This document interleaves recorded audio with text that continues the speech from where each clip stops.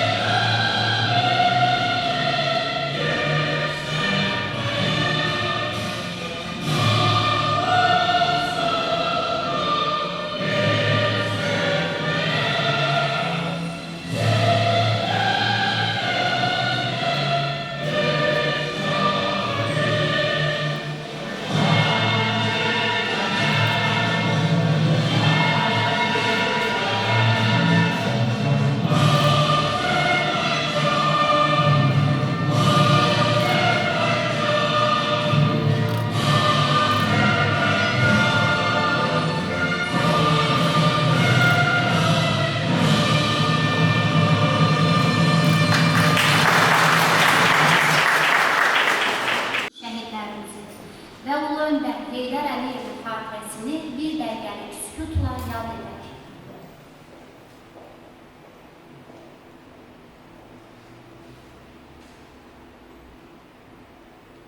Allah rəhmət eləsin. Filmə baxmağa dəvət edirik.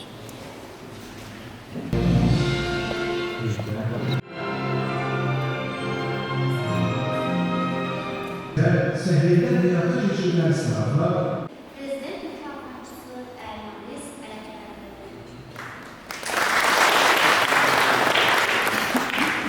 Hörmətli Evin müəllim, hörmətli tədbir iştirakçıları, bildiyimiz kimi bugün Ümumilli lider Heydər Əliyevin anadan olmasının 103-cü il dönümünə həsr olunmuş Heydər Əliyev Məktəblilərin Gözü ilə adlı inşa yazı müsabiqəsinin qaliblərini təltif etmək üçün Qax rayon Heydər Əliyev mərkəzinə toplaşmışıq. Azərbaycan Yazıçılar Birliyi Şimal-Qərb Regional Bölməsi 2022-ci ildə bölgəmizin Ağsaqqalı Zaqatala rayon İcra Hakimiyyətinin başçısı Mübariz Əhmədzadənin şəxsi təşəbbüsü ilə və Yazıçılar Birliyinin sədri Anar müəllimə yazdığı rəsmi məktubdan sonra açılmışdır və həmin təqdimat mərasimində rayon rəhbəri Ağsaqqalımız Mübariz müəllim özü iştirak etdi. Yazıçılar Birliyinin katibinin iştirakı ilə mənim təqdim olunma bir mərasimi keçirildi. O da Zaqatala rayon Heydər Əliyev mərkəzində. Mən həmin mərkəzdə söz vermişdim ki, Heydər Əliyev siyasətinin vurğunu kimi, Yenə Düzən Partiyasının veteranı kimi, hər halda düşünürəm ki, 32 il partiyanın üzvüyəmsə, veteran sayılıram. Veteranı kimi ümumilli liderin həyat və fəaliyyətini məktəblilər arasında daha çox tanıtmağa çalışacağım. Bir jurnalist fəaliyyəti olaraq, Yazıçılar Birliyinin bölgə sədri olaraq mütəmadi bununla bağlı tədbirlər keçiririk və həmin 22-ci ildən artıq 5-ci ildir. Biz Şəki-Zaqatala Regional Təhsil İdarəsi ilə birgə işləyirik. Mən buradan ayrıca təşəkkür edirəm Şəki-Zaqatala Regional Təhsil İdarəsinə, onun rəhbəri Günay xanıma və bugün bizə təşrif buyurmuş region müdür müavini Hafiz Bənova. Çünki onlar bizdən çox yaxşı, sıx əməkdaşlıq edirlər Yazıçılar Birliyi ilə. Bunun inşa yazı müsabiqəsinin qaliblərini şəxsən bizim Yazıçılar Birliyinin üzvləri həmin inşaları yoxladıqdan sonra qiymətləndiririk. Yəni burada heç bir ədalət prinsipi pozulmur. Ona görə ki, heç bir müəllim, heç bir məktəb direktoru, təhsil işçisi bilmir ki, onların hansı şagirdi bu müsabiqədə yer tutacaqdır. Və bununla yanaşı elm təhsil işçiləri, həmkarlar ittifaqları bizə müəyyən dəstək verirlər. Yəni hədiyyələrin alınmasında. Bunun üçün mən ümumiyyətlə Azərbaycan Respublikası Həmkarlar İttifaqları Konfederasiyasının rəhbəri Sahib Məmmədova və elm təhsil işçiləri Həmkarlar İttifaqları rəhbəri Araz Paşayevə ayrıca təşəkkürümü bildirirəm. Çünki hər yazdığımız rəsmi məktuba dərhal reaksiya verilir və bizim bütün bu fikirlərimizlə həmrəy olduqlarını bildirirlər. İstəyərdim bugün bizim bu inşa yazı müsabiqəsində, bu ilki müsabiqəmiz biraz da geniş olubdur. Həmin iştirakçıların adlarını da burada xüsusi çəkim. Deməli, Azərbaycan Yazıçılar Birliyinin Şimal-Qərb Regional Bölməsi təşəbbüskardır, Şəki-Zaqatala Regional Təhsil İdarəsi, Elm Təhsil İşçiləri Həmkarlar İttifaqlarının rayon komitələri, Dövlət İqtisad Universitetinin Zaqatala filialı, Zaqatala Dövlət İdarəetmə və Texnologiya Kolleci, Balakən rayon Uşaq Gənclər İdman Şahmat Məktəbi, Qax rayon Uşaq Gənclər İdman Şahmat Məktəbi, Zaqatala Uşaq Gənclər İnkişaf Mərkəzi, Zaqatala Uşaq İncəsənət Məktəbi, Balakən Uşaq İncəsənət Məktəbi, Qax rayon Uşaq İncəsənət Məktəbi, Şəki Dövlət Peşə Təhsil Mərkəzi, Zaqatala Peşə Məktəbi, Balakən rayon Dövlət Peşə Təhsil Mərkəzi. Bunlar hamısı bu müsabiqədə iştirak ediblər. Bir də bunu ayrıca xüsusi qeyd eləmək istəyirəm. Tahir müəllimə Budaqova ayrıca təşəkkürümü bildirirəm. Çünki mənim yazdığım rəsmi məktubdan sonra bizə Yeni Zəman Partiyasının rayon təşkilatları da xüsusi olaraq qoşuldular və onların da özlərinin hədiyyələri var. İnşallah ki, görəcəksiniz. Onlar da bu tədbirə daha çox dəstək verməyə Tahir müəllimin özünün şəxsi təşəbbüsüdür və yerli rayon təşkilatlarının rəhbərlərində tapşırıq vermişdi. Bugün Daşqın müəllim burada iştirak edir və Şəki şəhər, Yeni Zəman Partiyasının Şəki şəhər təşkilatının sədridir. Onun timsalında bütün qonaqlarımızı, Yeni Zəman Partiyasının rayonlardan gələn qonaqlarımızı salamlayıram, onlara təşəkkür edirəm. Deməli, Qəbələ, Oğuz, Şəki, Qax, Zaqatala və Balakən rayonları. Hər bir rayondan Yeni Zəman Partiyasının sədr və yaxud müavinləri, rayon icra hakimiyyətinin nümayəndələri, elm təhsil işçilərinin, Həmkarlar İttifaqının rayon komitələrinin sədrləri və qalib olan uşaqlarımızın valideynləri və məktəb direktorları bu tədbirimizdə iştirak edir. Heydər Əliyevlə bağlı mən onu canlı görmüşəm deyənə, Naxçıvanda 2 dəfə təmasım olub deyənə, mən özümü xoşbəxt sayıram bir Azərbaycan vətəndaşı kimi. Heydər Əliyev o qədər böyük şəxsiyyətdir ki, yəni biz ondan günlərlə, saatlarla danışsaq yenə lazımdır. Bəlkə də bu danışılan fikirləri hamı eyni mövzuda danışanda müəyyən dinləyicilərə biraz əzbərçi kimi gəlir. Amma əslində belə deyil. Heydər Əliyev Naxçıvana gələn vaxtlarını mən burada qalib olan şagirdlərə bunu xüsusi qeyd eləmək istəyirəm. Naxçıvana gələn vaxtında Naxçıvan blokadadaydı. Bizdə nəinki silah-sursat, 4 tərəfdən, 3 tərəfdən demək olar ki, ermənilərə hücumuna məruz qalan bir torpaq idi. 4 tərəfi bağlı idi. Heç ərzaq tapmaq olmurdu. Nəinki qalsın düşmənə qarşı vuruşmaq. Ancaq Heydər Əliyev gəlib öz, belə deyək, quru canını götürüb Naxçıvana gələn öz şəxsiyyətinin necə dahi bir şəxsiyyət olduğunu orada oturmaqla sübut etdi. Bütün dünyanın aparıcı dövlətinin rəhbərləri ilə əlaqə saxladı. Əsasən də qardaş Türkiyə ilə əlaqə saxladı. İlk öncə blokadanı yara bildi, yəni Naxçıvanları aclıqdan xilas etdi. Ondan sonra o bütöv Azərbaycan dövlətini, müstəqil Azərbaycanımızı xilas etdi və təkcə Azərbaycanımızı deməzdim, Qafqazı da xilas etdi. Bugün Gürcüstan bizim qonşu dövlətimiz, indi aydın məsələdir ki, Ermənistan istisnadır. Azərbaycan dövlətinin, ümumilli liderimizin vaxtında apardığı uğurlu daxili və xarici siyasət, əsasən də iqtisadi siyasətin sayəsində bizim Gürcüstan dövlətindən bizim keçən neft boru kəmərlərimizdən onlar da yararlanırlar və dünyanın ən aparıcı dövlətlərinin orada sərmayəsi olduğuna görə onlar da heç bir müharibəyə məruz qalmırlar. Yəni Azərbaycanın təkcə cənab ümumilli liderimiz Heydər Əliyev təkcə Azərbaycanı xilas edib bugünkü günümüzə belə inkişaf etmiş müasir bir dövlət yaratmadı.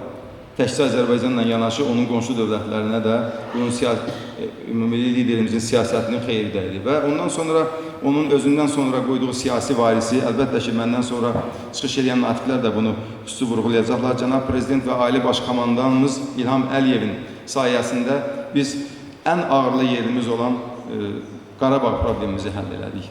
Hamıya məlumdur ki, 200 illik Azərbaycan tarixində heç Azərbaycan bir qarış belə olsun torpaq geri qaytara bilməyib. Yalnız son 2 əsrə baxanda Azərbaycan bütöv, demək olar ki, 4 tərəfindən öz torpaqları ilə sərhəddir.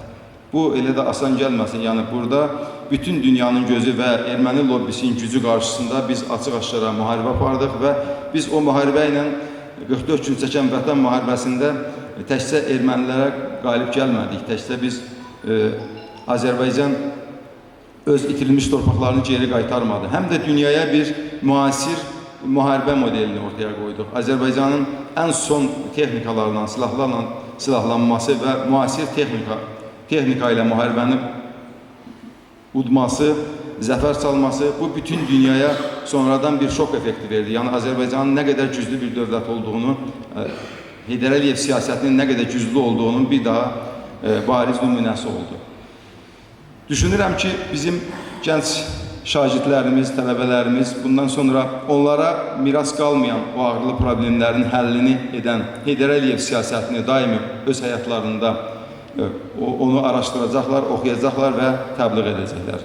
Diqqətinizə görə təşəkkür edirəm. Çox sağ olun. Həmkarlar İttifaqları Qax rayon komitəsinin sədri Rübayil Əfəndiyev.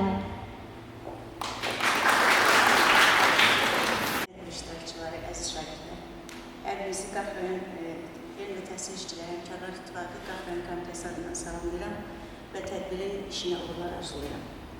Və qeyd edildiyi kimi, Respublikamızın bütün bölgələrində və bütün sahələrində olduğu kimi komitəmiz tərəfindən də Ümummilli lider Heydər Əliyevin anadan olmasının 103-cü il dönümünə həsr olunmuş silsilə tədbirlər həyata keçirilir.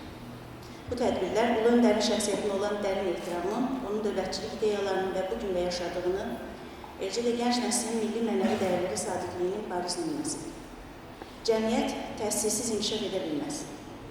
Bu dərin məna daşıyan fikir Ümummilli lider Heydər Əliyevin dövlətçilik fəlsəfəsinin əsasını təşkil edir. Və o yaxşı bilirdi ki, güclü dövlətin dayağı, savadlı və milli ruhda böyüyən gənc nəslin məsuliyyətli gəncləridir. Bugün həmin strateji xətt Cənab Prezidentimiz İlham Əliyev tərəfindən uğurla davam etdirilir. Təhsilin inkişafı, müəllimin əməyinə göstərilən yüksək diqqət və qayğı, gənc nəslin bilikli, vətənpərvər, ruhda yetişdirilməsi dövlət siyasətinin bu gündə əsas prioritetdir. Əziz məktəblilər və tələbələr, siz Azərbaycanın sabahını formalaşdıran gənclərsiniz. Sizin yazdığınız, yaratdığınız fikirlər sadəcə bizə görə yaradıcılıq nümunəsi deyil, sizin düşüncənizin, dünya görüşünüzün, vətənə bağlılığınızın bariz nümunəsidir. Və inanırıq ki, sizlər Heydər Əliyev ideyalarına sadiq, bilikli vətənpərvər şəxsiyyətlər kimi Azərbaycanın gələcək imkanında mühüm rol alacaqsınız və Azərbaycanın parlaq gələcəyini təmin edəcəksiniz. Azərbaycan hamıya gələcək fəaliyyətinizdə uğurlar. Diqqətinizi götürün.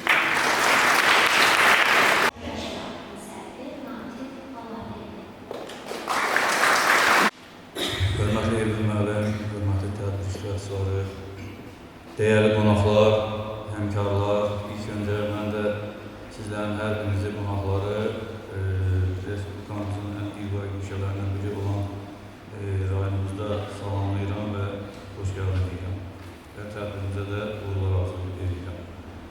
Hörmətli tədbir iştirakçıları, bugün bizim direksiyonumuzda Heydər Əliyev Azərbaycan Respublikasının mimarıdır.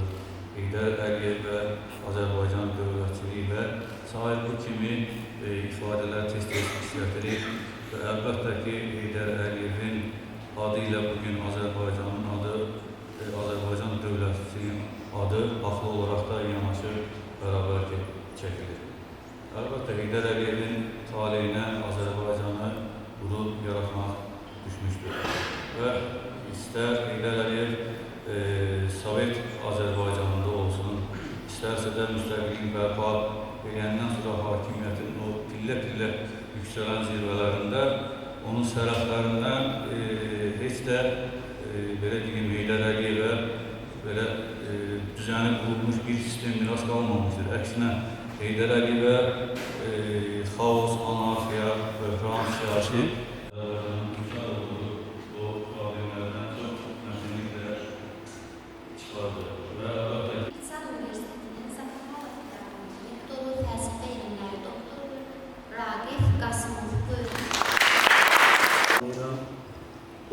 gözəl müsabiqədə biz də iştirakçı kimi dəvət etdiyiniz üçün hər birinizə təşəkkür edirəm. Qeyd olunduğu kimi, Ulu Öndər Azərbaycanın bütün sahələrində o qədər geniş işlər icra etmişdir ki, biz Ulu Öndəri sadəcə 10 mayda deyil, yəni onun anadan olmasının 103 illiyində deyil, bütün günlərimizdə yad edirik və onun gördüyü işlər doğrudan da günlərlə müzakirə edilsə, əlbəttə ki, biz onu yekunlaşdıra bilmərik. Biz universitet olaraq, onu da qeyd etməliyik ki, ali təhsil müəssisəsi olaraq Cənab Prezidentin sərəncamı ilə 2016-cı ildə Azərbaycan Dövlət Müəllimlər Institutu Pedaqoji Universiteti Azərbaycan Dövlət İqtisad Universitetinin filialı hesab edilmişdir. Və bu gün bizim universitetimizdə, filialımızda 9 ixtisas üzrə, əsasən iqtisadiyyat idarəetmə ixtisasları üzrə 1671 tələbə təhsil alır. Və biz əlbəttə ki, bütün bu mirası qeyd olunduğu kimi, bütün miras əsası Ulu Öndər tərəfindən qoyulub. Ulu Öndər hakimiyyətinin Sovet dönəmində və müstəqillik dövründə ali təhsil sayəsində icra etdiyi islahatlardan haqqında qısaca məlumatlar verildi. Amma məktəbə qədər təhsildə, orta təhsildə, təhsilə cəlb olunmanın əhatə dairəsinin genişləndirilməsi istiqamətində, ali təhsil sayəsində, Azərbaycan Milli Elmlər Akademiyasının fəaliyyəti sayəsində, ümumiyyətlə, Ulu Öndərdən sonra Cənab Prezident tərəfindən ali təhsil sayəsində davam etdirilən strategiya, yəni bizim ali təhsil müəssisələrimizin sayı bildiyiniz kimi artıq 52 ali təhsil müəssisəmiz var. Bizim 200 min hər il qəbul planlaşdırılır Elm və Təhsil Nazirliyi tərəfindən. Yəni, həm ali təhsillər cəlb olunma, ali təhsillə əhatə olunma sayındakı artış və bir çox strategiyaların əsası Ulu Öndər tərəfindən qoyulub və bu gün Cənab Prezidentimiz tərəfindən davam etdirilir. Qeyd olunduğu kimi biz 20-ci illəri biz də regionda əlimizdən gələn etməyə hazırdır ki, Ulu Öndərin mirası Ulu Öndər tərəfindən müəyyən olmuş strategiya davam etdirilsin. Tələbələrimiz 1-ci, 2-ci, 3-cü illərə Şəki Zaqatala Regional Təhsil İdarəsinin müdür müavini Hafiz Fənalov. Hörmətli elmi müəllim, hörmətli tədbir iştirakçıları, əziz müəllimlər və dəyərli şagirdlər, Azərbaycan Yazıçılar Birliyinin Şimal-Qərb bölgəsi tərəfindən təşkil olunmuş ümumi lider Heydər Əliyevin anadan olmasının 103-cü il dönümünə həsr olunmuş Heydər Əliyev məktəblərin gözü ilə İnşa yazı müsabiqəsinin qaliblərinin mükafatlandırılması mərasimində hər birinizi Şəki Zaqatala Regional Təhsil İdarəsi rəhbərlərindən salamlayıram və xoş gördük deyirəm. Düşünürəm ki, bu tədbir sadəcə bir qaliblərin mükafatlandırılması mərasimi deyil, eyni zamanda gənclərimizdə, onların tərbiyəsində, onların düşüncə və baxışlarında milli ruhun, Azərbaycancılıq ideyalarının təbliği istiqamətində aparılan mühüm tədbirlərdən biridir. Qeyd etmək istəyirəm ki, 6 rayonu əhatə edən 253 ümumi təhsil müəssisəsində Şəki Zaqatala Regional Təhsil İdarəsi tərəfindən dövlət təhsil siyasəti həyata keçirilir. Və bu təhsil siyasətinin birinci prioritet istiqaməti dövlətimizə, dövlətçiliyimizə layiqli, milli və bəşəri dəyərlərə malik vətəndaş şəxsiyyət yetişdirməkdir. Bu baxımdan bu kimi tədbirlər xüsusilə Ulu Öndərin həyat və fəaliyyətinin öyrənilməsi, onun bildiyimiz kimi dövlət quruculuğu, ordu quruculuğu, dövlətin inkişafı, təhsil, səhiyyə, mədəniyyət, hər tərəfli fəaliyyətinin öyrənilməsi və gənclərə çatdırılması üçün kifayət qədər işlər görülür, görülməlidir. Bu qəbirdən il ərzində hər il müxtəlif təşkilatlar tərəfindən müxtəlif tədbirlər keçirilir və bunlardan biri də Elm və Təhsil Nazirliyi tərəfindən həyata keçirilən ən yaxşı təqdimat müsabiqəsidir ki, sevindirici haldır ki, bizim şagirdlərimiz hər il bu müsabiqədə müxtəlif nailiyyətlər qazanırlar. Biz son 3 ilə baxsaq, bu müsabiqədə bir qızıl, bir gümüş və 2 medalımızı bizim şagirdlərimiz əldə etmişdir. Söz verilir, Qafqan İcra Hakimiyyətinin başçısı Cənab Elvin Paşayev. Hamını salamlayıram, xoş gördük. Bu gözəl tədbir üçün Əlmaz müəllim sizə və sizə yardımcı olan bütün təşkilatlara təşəkkürünü bildirirəm. Bu günlərdə biz ümumi liderin 103 illiyini qeyd edəcəyik. Ümumi lider Dərmanız müəllim qeyd elədi, Natiq müəllim qeyd elədi, çıxışçılarla əvvəlki çıxışçılar qeyd elədi. Ümumi liderin həyat və fəaliyyətini öyrənmək bir günə necə deyək, aylara, illərə sırası məsələlər deyil. Çünki o özündə daşıdığı, təbiətində daşıdığı, milli kimliyində daşıdığı informasiyalar elə bir informasiyalardır ki, onun həyata keçdiyi yol daim tədqiq olunmalı, gələcək nəslə ötürülməlidir. Müasir dünyada müasir bacarıqlar ola bilər, ancaq Azərbaycan dövlətinin vətəndaşı bilməlidir ki, bu bacarıqları da özündə daşıyarkən ümumi lider timsalında, yəni vətəninə, dövlətinə olan sevgi və bu sevgini hansı formada həyata keçirilməsini gözəl bilən bir insan nümunəsi yaradılmalıdır. Çünki ümumi lider hakimiyyətə gəldiyi dövrdə, Sovet İttifaqı dövründə, 69-cu ildə ümumi lider hakimiyyətə gələndə Azərbaycanımız iqtisadi göstəricilərinə görə bizcə Tacikistanı qabaqlayırdı. Tacikistanı qabaqlayıb 15 respublika arasında belə deyək də 14-cü yerdəydi. Özünüz bilirsiniz ki, inkişaf üçün, mövcudluq üçün iqtisadi resursların səmərəli istifadəsi vacib amillərdən biridir.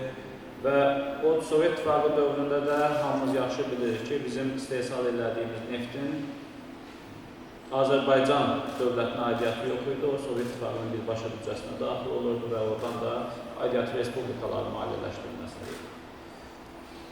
Ümumi lider hakimiyyətə gələnə qədər milli ideyalar var idi Azərbaycanda, ancaq milli ideyaların həyata keçirilməsinin özündə böyük bir suallar var idi. Çünki milli ideyalar o ittifaq üçün çox təhlükəli və Sovet İttifaqının mövcudluğunun belə deyək ki, qarşısını ala bilən ideyalar idi.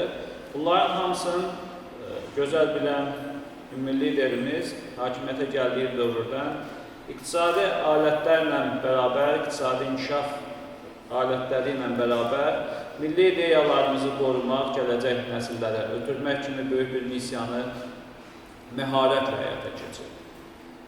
Böyük vətəndaş, dahi insan Sovet İttifaqı dövründə bilirdi ki, bəzi şuurumuzun altında olan bəzi insanı belə deyək ki, azadlıqlar deyək, hissləri belə necə qorumaq lazımdır və onu gələcək müstəqilliyimizə necə ötürmək lazımdır.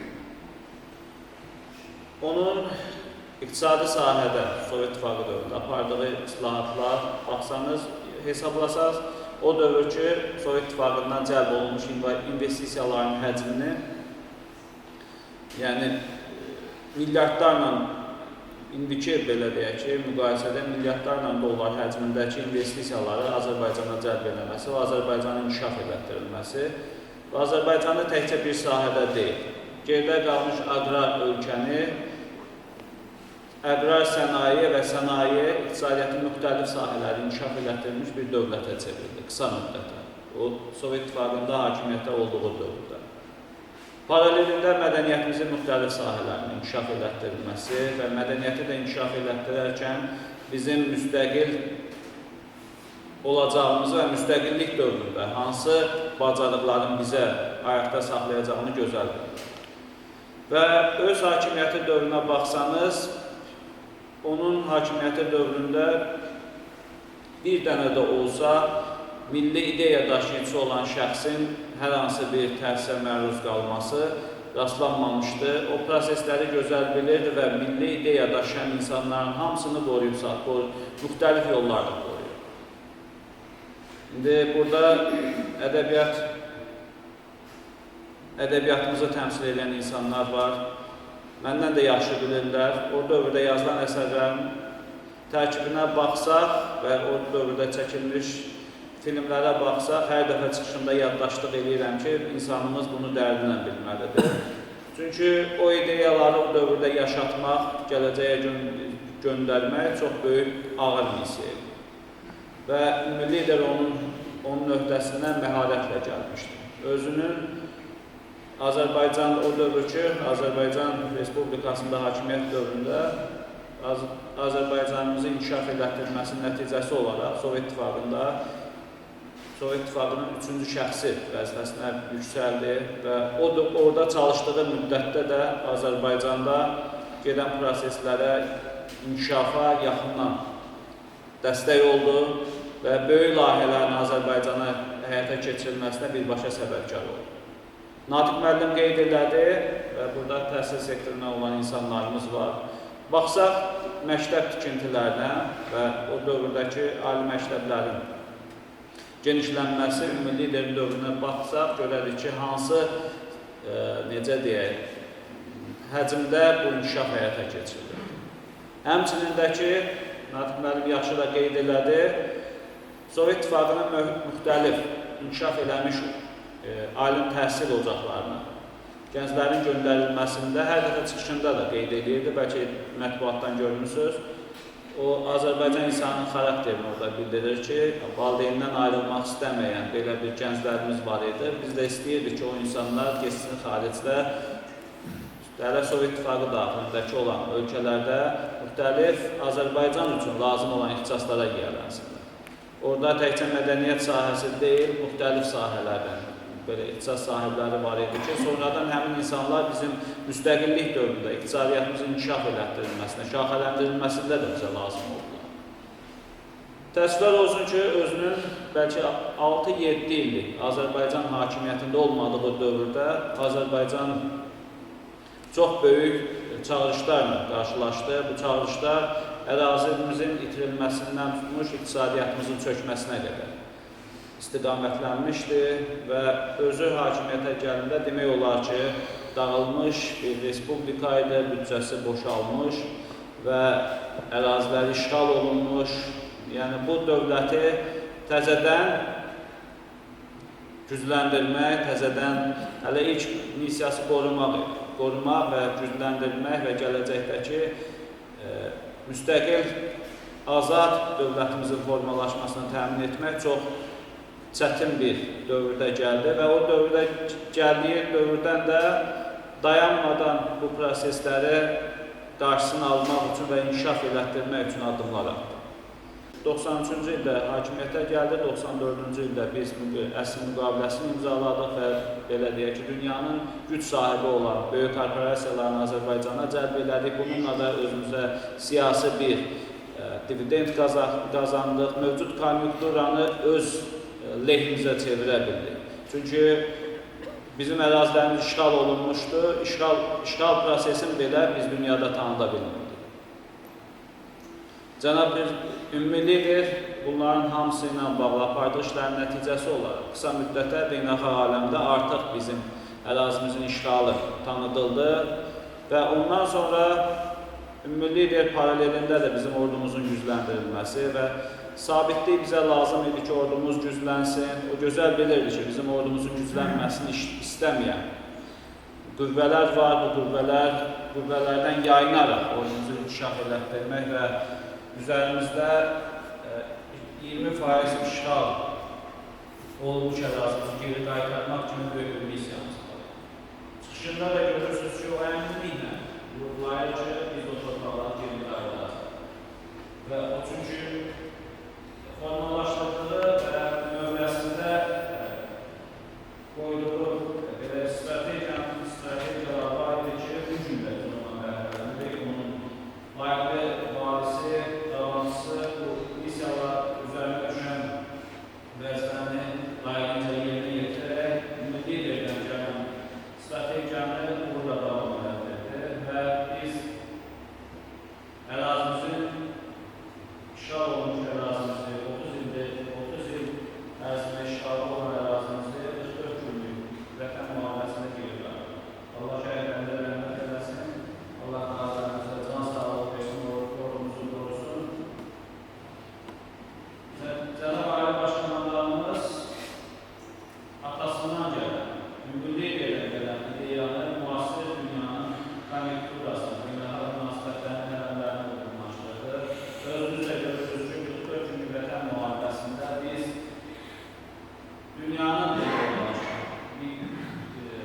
media orqanlarımızın əleyhimizə çalışırdı. Tüm güc mənbələri var idi ki, bizim əleyhimizə çalışırdı. Buna baxmayaraq, Cənab Ali Baş Komandanın qoyduğu sərt, aydın mövqeyi hamının başa saldı ki, bizim ağlı tələbimiz tam surətdə yerinə yetiriləcək, biz torpaqlarımızı geri qaytaracaq, suverenliyimizi də tam bərpa edəcək. Və 2023-cü ildə 23 saat 45 dəqiqəlik əməliyyatda biz suverenliyimizi də tam bərpa etdik. Ümumidir, təkcə Azərbaycanın deyil, dünyada müsabitliyin qorunması, dünyanın inkişafını, inkişafını istəyən bir insan idi, o coğrafyamızı gözəldir və coğrafyamızda mövcud olan xalqların necə yaşamağı üçün də ayrı ideyalar. Elvin müəllim, təşəkkür edirəm gözəl ətraflı məzmunla çıxışınıza görə. Mən sizin timsalınızda istəyərdim bu Şəki-Zaqatala Regional Təhsil İdarəsinin əhatə etdiyi 6 rayonun rəhbərlərini də xüsusi qeyd edeyim. Səbuhi müəllimə, Cavid müəllimə, Elxan müəllimə, Mübariz müəllimə, Ağsaqqalımıza və Natiq müəllimə təşəkkür edeyim. Çünki hər 6 rayonun həm elm təhsil işçilərinin, həm Çadırlar İttifaqının rayon komitələrinin rəhbərləri iştirak edir, icra hakimiyyətindən iştirak edirlər, nümayəndələr, Ramin müəllim başda olmalı. Onları da hər birini salamlayıram. Genel Partiyası, icra hakimiyyəti və həm Çadırlar İttifaqlarının rayon komitələrinin rəhbərləri iştirak edir. Buna görə onlara da ayrıca təşəkkür edirəm və bugün Azərbaycan dövlətinin öz vətəndaşına, Azərbaycan dövlətinin öz təhsil işçisinə, yazısına, şairinə, sözünə verdiyi dəyər, qiymət ilə buradan bilinir. Rayon rəhbərinin, Elvin müəllimin bu tədbirə qatılması və iştirak etməsi, dəstək verməsi də dövlətimizin bizə olan qayğısı deməkdir. Mən bir şeyi bayaq qeyd etmədim. Deməli, biz inşa yazısından kənara bu CİŞİM, Uşaq Gənclər İdman Şahmat məktəbləri də var. Bunların bəzilərində başqa idman növləri üzərində də tədbirlər keçirdik. Heydər Əliyevin anadan olmasının 100-cü il dönümü ilə bağlı. Tenis yarışları oldu, sonra rəsm müsabiqəsi oldu. Baxın, o uşaq incəsənət məktəbləri və uşaq inkişaf mərkəzləri. Onlar da təhsildən kənar müəssisələrdir. Onlarda həmin orada bəziləri indi yoxdur, bəziləri kimlərin imkanları var gətiriblər. Birinci yerin qaliblərinin rəsm məsələləridir və tenis yarışları da oldu. Birinci başlayaq Qəbələ rayonundan. Qəbələ rayonun deməli həmkarları, təhsil sektorunun nümayəndələri və əsas da yer tutmuş uşaqların, şagirdlərin özləri və bir də məktəb direktorlarını səhnəyə dəvət edəcəm. Üçüncü yer Qəbələ rayon Bılıq Kənd Ümumi Təhsil Orta Məktəbinin şagirdi Aytəkin Göyüşova.